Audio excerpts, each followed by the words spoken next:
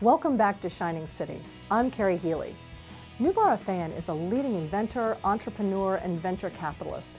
From his office overlooking the Charles River, he has founded, run, and invested in numerous startups in the life sciences and breakthrough technologies. He shares his views on America's future with Shining City co-host Tracy Palanchin.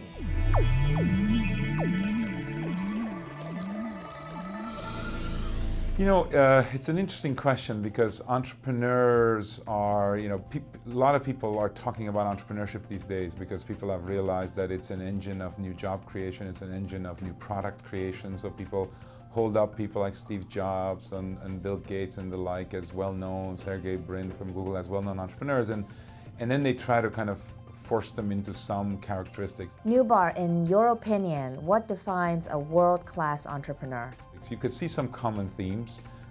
People have, you have to have imagination to do this type of work. You have to imagine what doesn't exist and then get the resources to create it.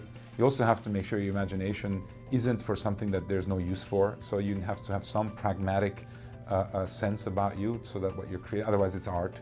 The odds of success are so low that you have to be able to stare down those odds and get up to work every day nevertheless.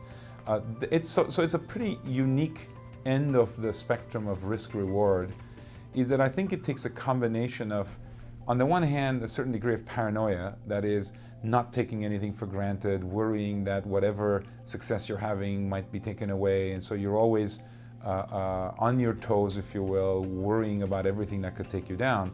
And on the other hand, optimism. So optimism is what you need to overcome what appears like a lost cause.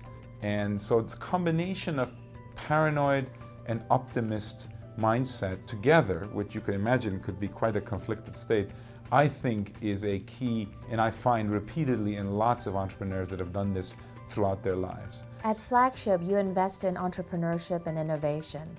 How does that work?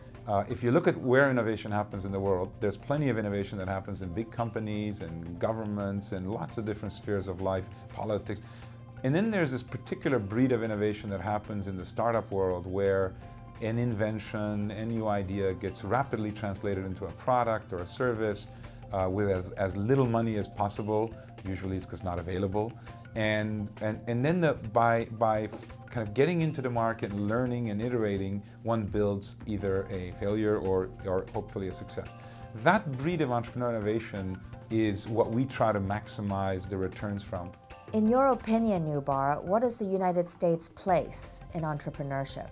In the last 10 years, there's again a discussion about kind of flat world and outsourcing and a lot of jobs moving to the Far East, and there's booming economies there, and are we losing our competitiveness? And I frankly think that as a country we ought to stay paranoid optimists, so therefore I like the feeling of being threatened and feeling like you have to perform every day and you can't take greatness for granted, you can't take world domination economically or otherwise for granted. We have in the US the academic infrastructure that's really world-class.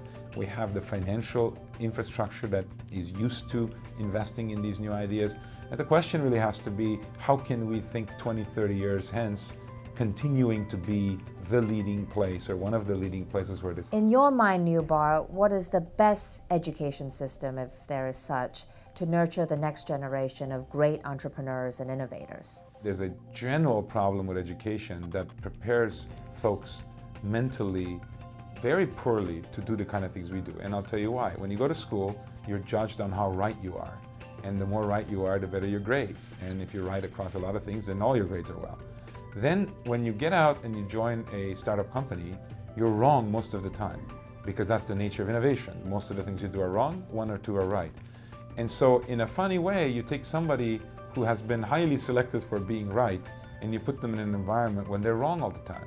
And that, as silly as it may sound, that is a major shock.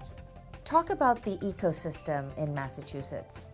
More and more, if you look at these innovations, they're coming out of the universities that we take for granted. If you drive around Boston, you have really, from the rest of the world, we are the envy of the world, but we here just kind of run into students who are inventing things all the time.